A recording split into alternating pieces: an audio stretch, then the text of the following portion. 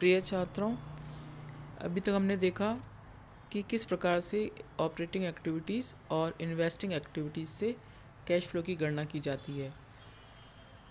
इसका last point है financing activities से कैश फ्लो की गणना करना। तो पहले तो हम देखें इसका परफॉर्मा, उसके बाद मैं समझाती हूँ कि इसके अंदर किस किस को शामिल किया जाता है। ये देखिए,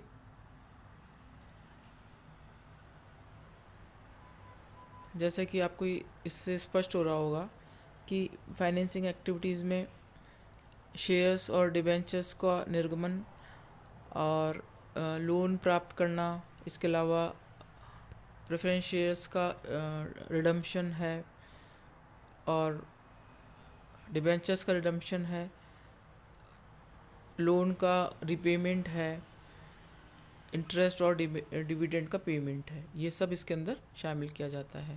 तो ये देखिए, इस प्रकार से ये दिया हुआ है। सबसे पहले दिया हुआ है proceeds from issue of share capital, इसके बाद डिवेंचर से प्रोसीड्स, इसके अलावा लॉन्ग टर्म बोरिंग से, और इंक्रीज़ इन बैंक ओवरड्राफ्ट और कैश क्रेडिट्स। तो ये तो हमारा इनमें कैश इनफ्लो होगा, तो ये हमने दिखाया है। इसके बाद जिसमें कैश आउटफ्लो होगा उसको ब्रैकेट में दिखाया है पहले की तरह, जिसके अंदर redemption of preference shares, redemption of debentures, repayment of long term and short term borrowings, repayment of finance या lease active liabilities, interest paid, dividend paid. इसके अलावा डिक्रीज इन बैंक ओवरड्राफ्ट और कैश क्रेडिट, तो ये हम सब bracket में लिखेंगे। तो जो बैलेंस बचेगा वो होगा net cash flow from financing activities. तो इस परफॉर्मे में हम ये कैलकुलेट करेंगे कि फाइनेंसिंग एक्टिविटी से कितना इनफ्लो हुआ या आउटफ्लो हुआ, ये हम दिखाएंगे। अब देखते हैं हम इसका एक क्वेश्चन। हमें ये बताया गया है कि निम्न सूचनाओं से फाइनेंसिंग एक्टिविटीज़ से रोकड़ प्रवाह की गणना कीजिए। तो इसमें दिया हुआ है इक्विटी शेयर कैपिटल, हमें ओपनिंग दी हुई है, क्लोजिंग दी हुई है। इसके अलावा हमें दिया हुआ है प्रेफरेंस शेयर कैपिटल जो कि 10% डिविडेंड के हैं, 6% डिवेंचर्स, लोन फ्रॉम बैंक और बैंक ओवरड्राफ्ट, इनके ओपनिंग एंड क्लोजिंग बैलेंस दिए हुए हैं। इसके अलावा हमें नीचे सूचना दी हुई है कि वर्ष के दौरान समता पूंजी प्रारंभिक शेष पर 10% लाभांश, पूर्वाधिकार अंशों पर 10% लाभांश तथा ऋण पत्रों पर 6% ब्याज तथा बैंक से ऋण पर 11% ब्याज का भुगतान किया। ये इसके आधार पर हम ये देखिए निकालते हैं calculation of cash flow from financing activities. तो सबसे पहले तो हम ये देखें ऊपर, इसको कंपेयर करें ओपनिंग बैलेंस और क्लोजिंग बैलेंस को। तो इसमें हम देख रहे हैं कि इक्विटी शेयर कैपिटल का ओपनिंग बैलेंस था 4 लाख और क्लोजिंग बैलेंस है 5 लाख। तो इसका मतलब है कि 1 लाख के इक्विटी शेयर्स और नए निर्गमित किए गए हैं। तो ये proceeds from issue of equity share capital आ जाएगा सबसे पहले 1 लाख। इसके बाद इसमें दिया हुआ है लोन फ्रॉम बैंक, इसके अंदर 1 लाख है और क्लोजिंग बैलेंस है 1,25,000। तो 25,000 का और लोन लिया है, तो प्रोसीड्स फ्रॉम बैंक लोन 25,000 ही हमने दिखा दिया। इसके बाद हमें दिया हुआ है बैंक ओवरड्राफ्ट 20,000 का ओपनिंग था और क्लोजिंग है 30,000, तो इसमें भी 10,000 की इंक्रीज़ है, तो ये इंक्रीज़ इन बैंक ओवरड्राफ्ट 10,000 दिखा दिया है। इसके बाद रिडम्पशन ऑफ डिबेंचर्स के बारे में दे रखा है कि ओपनिंग बैलेंस 2 लाख है और क्लोजिंग 1,50,000 है। इसका मतलब है कि रिडम्पशन किया डिबेंचर्स का 50,000, ये हमने ब्रैकेट में दिखा दिया है। इसी प्रकार से ये देखिए, इसमें दिया हुआ है कि वर्ष के दौरान समता पूंजी पर 10% लाभांश दिया गया है। प्रारंभिक शेष है 4 लाख का, उसका 10% 40,000। तो ये dividend paid on equity capital, ये हमने दिखा दिया है 40,000 का। इसके अलावा dividend paid on preference share capital, इसमें दिया हुआ है कि पूर्वाधिकारी अंशों पर 10% लाभांश। पूर्वाधिकारी अंश है शुरू में 1 लाख, इसका 10% हो गया 10,000। तो ये 10,000 हमने ये दिखा दिया है प्रेफरेंस शेयर कैपिटल। ये प्रेफरेंस शेयर कैपिटल पे प्रेफरेंस शेयर्स पे ये ओपनिंग और क्लोजिंग बैलेंस 1 लाख ही है इसका, तो इस पे 10% 10,000 हो गया। इसके बाद इंटरेस्ट पेड ऑन डिबेंचर्स, जो कि क्वेश्चन में दिया हुआ है 6% की दर से। डिबेंचर्स हैं ओपनिंग 2 लाख, जिसका 6% हो गया 12,000, तो 12,000 हमने ये डिबेंचर्स के दिखा दिए हैं। Interest paid on debentures 12,000। इसके अलावा बैंक लोन का इंटरेस्ट दिया हुआ है 11,000, वो हमने दिखा दिया है। तो ये हमने जैसे जैसे हमें सूचना दी हुई है इस तरह से हम दिखाते रहे। तो कुल इसका बैलेंस बचा है 12,000, जो कि है कैश फ्लो दिखाता है, net cash flow from financing activities 12,000। ये हम प्लस के फिगर एक साथ जोड़ लेंगे और माइनस के एक साथ जोड़ लेंगे। तो हमने क्या किया, हमें इस तरह से कंपेयर करने के लिए बैलेंस दिया होगा, ओपनिंग बैलेंस और क्लोजिंग बैलेंस। इसके आधार पर हम देखेंगे कितना इंक्रीज़ हुआ है, कितना डिक्रीज़ हुआ है। यदि शेयर कैपिटल या दोनों शेयर कैपिटल में या लोन में या डिबेंचर्स में वृद्धि है, तो ये हमारे प्रोसीड्स हैं या इनफ्लो के सोर्सेज हैं। और यदि कोई कमी है तो ये पेमेंट के सोर्सेज हैं। इसके अलावा डिक्रीज़ के सोर्सेज हैं। और ये डिविडेंड पेड जो है, इंटरेस्ट पेड, डिविडेंड पेड, जैसे कि मैंने बताया आपको कि इसमें हम ये शामिल करते हैं, तो ये हम इसको दिखा देंगे। तो इस प्रकार से ये निकाल। इसका एक एग्जांपल और देखते हैं। इसमें दिया हुआ है कि निम्न सूचनाओं से विनियोजन एवं वित्तीय क्रियाओं से रोकड़ प्रवाह की गणना कीजिए। इसमें हमें दोनों कैलकुलेट करवाए हैं, देखते हैं। ओपनिंग बैलेंस दिया हुआ है, उसी प्रकार से क्लोजिंग बैलेंस दिया हुआ है। Furniture, accumulated depreciation, capital, loan from bank, bank overdraft, ये 4 चीज़ दी हुई है हमें, 5 चीज़। और नीचे हमें सूचना दी हुई है कि वर्ष के दौरान 4,000 का लागत का फर्नीचर 3,000 रुपये में बेचा। वर्ष के दौरान फर्नीचर पर 5,000 रुपये मूल्यह्रास वसूल किया गया। ये हमें विशेष ध्यान रखना है किस प्रकार से कैलकुलेट करेंगे। तो सबसे पहले हम देखें cash flow from financing activities. Financing activities में अब हम देखते हैं कि फाइनेंसिंग एक्टिविटीज़ में हमारा देखिए बताया हुआ है।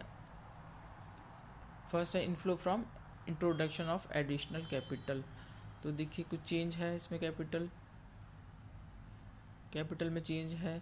कैपिटल हमारी दी हुई है 50,000 और ये 75,000 क्लोजिंग बैलेंस, तो 25,000 का ये इनफ्लो हम दिखाएंगे। इस प्रकार से हमने 25,000 दिखा दिया।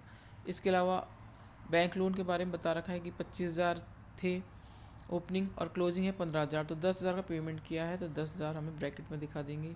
इसी प्रकार से बैंक ओवरड्राफ्ट 30,000 थे ओपनिंग और 25,000 क्लोजिंग है, तो 5,000 इसको माइनस कर देंगे। तो इस प्रकार आपने देखा कि 25,000 माइनस 15,000, 10,000 ये net cash flow from financing activities आ गया। अब हम निकालेंगे cash flow from investing activities. Investing में देखिए inflow from sale of furniture. इसके लिए हमें वर्किंग नोट के लिए कहा है। देखिए मैंने जैसे कि हमें एक कल क्लास में देखा था कि अगर एक्यूमुलेटेड डेप्रिसिएशन है और एसेट अकाउंट है कोई भी, तो इसमें खरीद या बिक्री हम इसको अकाउंट के माध्यम से निकालेंगे। तो फर्नीचर अकाउंट देखिए और एक्यूमुलेटेड डेप्रिसिएशन दोनों अकाउंट हम बनाते हैं। फर्नीचर अकाउंट में हमें क्वेश्चन में दिया हुआ है कि furniture at cost opening balance है 20,000 और क्लोजिंग बैलेंस है 36,000। ये देखिए 20,000 और 36,000 क्लोजिंग बैलेंस है, ठीक है, 20,000 और 36,000। और एक्यूमुलेटेड डेप्रिसिएशन का ओपनिंग बैलेंस है 6,000 और 9,000। तो क्रेडिट में हम दिखाएंगे 6,000 और ये 9,000, इस प्रकार से दिखाते। अब हमें सूचना दी हुई है कि वर्ष के दौरान 4,000 रुपये की लागत का फर्नीचर 3,000 रुपये लाभ पर बेचा गया और वर्ष के दौरान फर्नीचर पर 5,000 का मूल्यह्रास वसूल किया गया। तो देखिए ये 3,000 का क्या बताया, 4,000 की लागत का फर्नीचर 3,000 रुपये में बेचा गया। ये देखिए किस प्रकार से जितना बेचा गया वो तो हम दिखाई देंगे। ये देखिए कितने में बेचा गया है, 3,000 के लाभ पर बेचा गया है और वर्ष के दौरान फर्नीचर पर 5,000 रुपये का मूल्यह्रास चार्ज किया गया। तो मूल्यह्रास चार्ज किया गया है 5,000 का, वो तो हमने यहाँ दिखाई दिया है। P&L अकाउंट में बैलेंस 6,000 था और ये 9,000 का था। Closing balance profit and loss account में हमने जो इस साल का डेप्रिसिएशन 5,000 दिखा दिया। तो इस प्रकार से हम ये देखेंगे कि ये जो 2,000 रुपये आया है ये क्या है। ये जो डिफरेंस 2,000 रुपये है ये शो करता है balance the figure being accumulated depreciation on furniture sold. देखिए कितनी इंपॉर्टेंट बात है कि हमें इस क्वेश्चन में ये नहीं दिया हुआ कि जो फर्नीचर बेचा गया है उसमें एक्यूमुलेटेड डेप्रिसिएशन कितना था। हमें बस ये बताया गया है कि इसकी कॉस्ट थी 4000 और लाख पे बेचा गया है 3000। तो ये जो डेप्रिसिएशन है एक्यूमुलेटेड डेप्रिसिएशन, यानी उस पे लागत कुल कितना प्रॉफिट हुआ, कुल कितना प्रॉफिट हुआ 4000 की लागत का माल था और ये है इस पे एक्यूमुलेटेड डेप्रिसिएशन 2000 का डेप्रिसिएशन था। तो डिफरेंस कितना हुआ 4000 माइनस, तो देखिए वर्किंग नोट दे रखा है, ये देखिए कॉस्ट दे रखी 4000, एक्यूमुलेटेड डेप्रिसिएशन दे रखा है 2000 और इसमें हमें प्रॉफिट बता रखा है 3000। तो ये 3000 का प्रॉफिट कब होगा, जबकि हम इसको 5000 में बेचेंगे। प्रॉफिट ऑन सेल, ये प्रॉफिट हुआ है 5000 का। तो 4000 की लागत का माल है जिसमें 2000 का डेप्रिसिएशन है, एक्यूमुलेटेड डेप्रिसिएशन, और 3000 का प्रॉफिट है। तो 4000 माइनस 2000, तो ये इसकी रिटर्न डाउन वैल्यू हो गई। 4000 माइनस 2000, ये रिटर्न डाउन वैल्यू होगी 2000। और इसमें हमने 3000 का प्रॉफिट है, तो हमने कितने पे बेचा है इसको 5000 पे। तो इस प्रकार से हम ये करेंगे बैंक अकाउंट 5000 है, ये देखिए 5000 में बेचा है तो हमें 3000 का लाभ होगा। ये आपको समझना है। देखिए इसमें क्या दिया हुआ है, दोबारा समझा देती हूँ। वर्ष के दौरान 4000 रुपये की लागत का फर्नीचर 3000 रुपये के लाभ पर बेचा गया। इससे हम क्या कैलकुलेट करें, कैसे समझेंगे कि कितने पे बेचा गया है, कितने पे बेचा गया है। तो हम कितने पे, सबसे पहले हमने यहाँ पे देखा कि हमें इसमें ये नहीं बताया गया है कि इस फर्नीचर पर कितना एक्यूमुलेटेड डेप्रिसिएशन था, जो कि हमने इस टेबल से निकाला है। और यहाँ पे हमें पता चला कि एक्यूमुलेटेड डेप्रिसिएशन, यानी एक्यूमुलेटेड डेप्रिसिएशन का मतलब कि 2000 रुपये का डेप्रिसिएशन चार्ज कर लिया गया है। यानी 4000 रुपये की जो लागत है उसमें 2000 माइनस कर देंगे तो 2000 रिटर्न डाउन वैल्यू आई। तो 2000 रिटर्न डाउन वैल्यू है 2000 और लाभ है 3000। तो 2000 प्लस 3000 यानी 5000 रुपये में बेचा गया है। तो ये बाई बैंक अकाउंट 5000, जिस पर कि हमारा एक्यूमुलेटेड डेप्रिसिएशन हमने निकाला था 2000 है। तो ये हमारा प्रॉफिट ऑन सेल, जो कि क्वेश्चन में क्या कहा गया है 3000। अब जब हम इस फर्नीचर अकाउंट का बैलेंस निकालते हैं तो यहाँ पे ये बैलेंस आता है। तो जैसा कि हमने पहले भी देखा है, तो ये जो 20000 है ये है परचेज ऑफ फर्नीचर। तो यहाँ पे हमने यहाँ पे दिखा देंगे हम, जब ये निकालेंगे ये सेल ऑफ फर्नीचर, ये तो इनफ्लो हो जाएगा 5000, और परचेज ऑफ फर्नीचर ये होगा 20000। तो 15000 का ये total net cash use in investing activities.